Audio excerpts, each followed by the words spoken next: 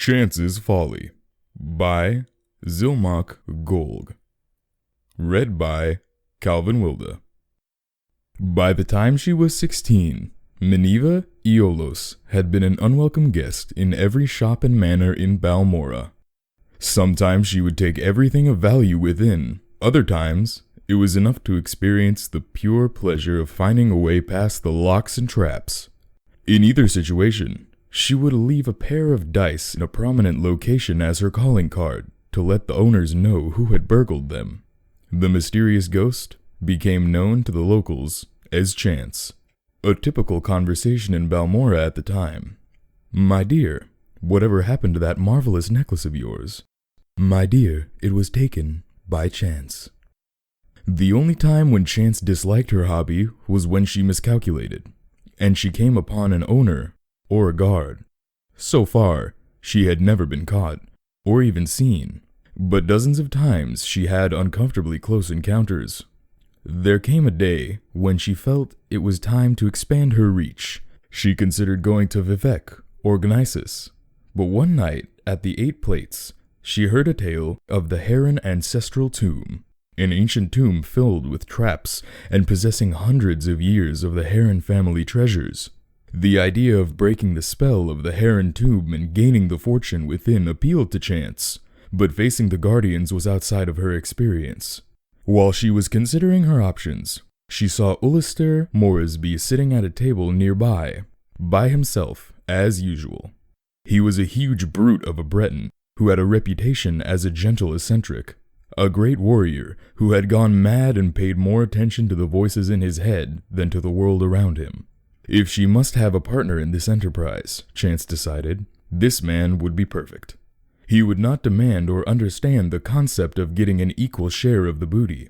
If worse came to worse, he would not be missed if the inhabitants of the Heron Tomb were too much for him, or if Chance found his company tiresome and elected to leave him behind.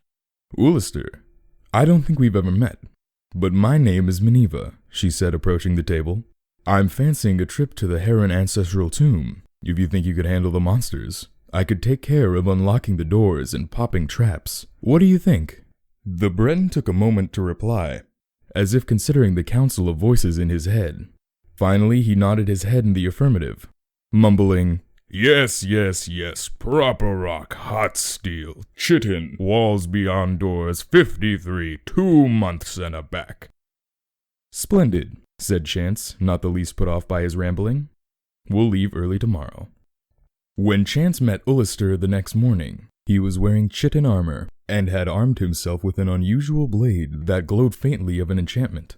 As they began their trek, she tried to engage him in conversation, but his responses were so nonsensical that she quickly abandoned the attempts.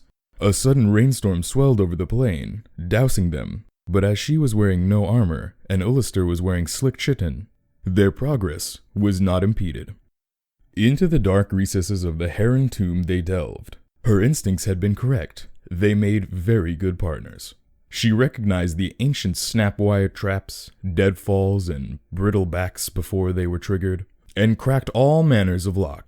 Simple tumbler, combination, twisted hasp, double catch, varieties from antiquity with no modern names, rusted heaps that would have been dangerous to open even if one possessed the actual key.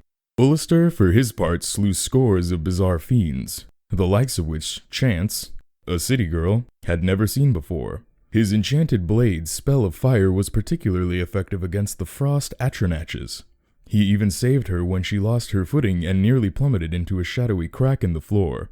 "Not to hurt thyself," he said, his face showing genuine concern. "There are walls beyond doors, and 53 drain ring, 2 months and a back. Proper rock. Come, Mother Chance." Chance had not been listening to much of Ulister's babbling, but when he said Chance, she was startled. She had introduced herself to him as Minerva. Could it be that the peasants were right, and when the madmen spoke, they were talking to the Daedra prince Sheogorath, who gave them advice and information beyond their ken?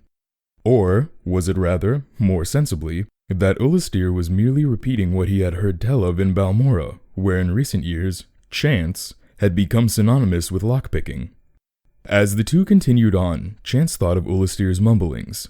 He had said chitin when they first met as if it had just occurred to him. And the chitin armor that he wore had proven useful. Likewise, hot steel. What could walls beyond doors mean? Or 2 months and back? What numbered 53?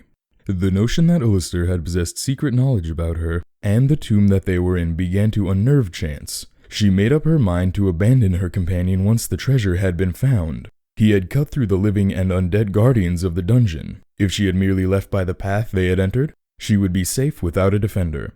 One phrase he said made perfect sense to her. Drain ring. At one of the manors in Balmora, she had picked up a ring purely because she thought it was pretty.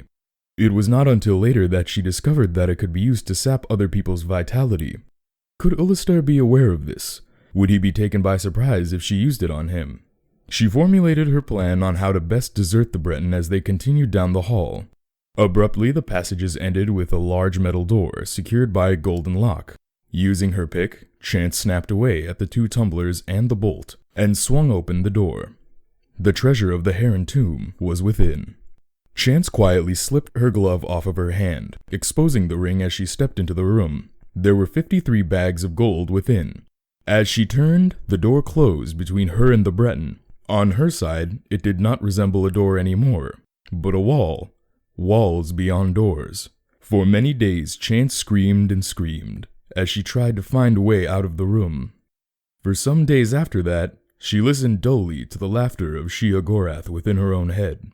2 months later, when Ulster had returned, she was dead. He used a rock to prop open the door and remove the gold.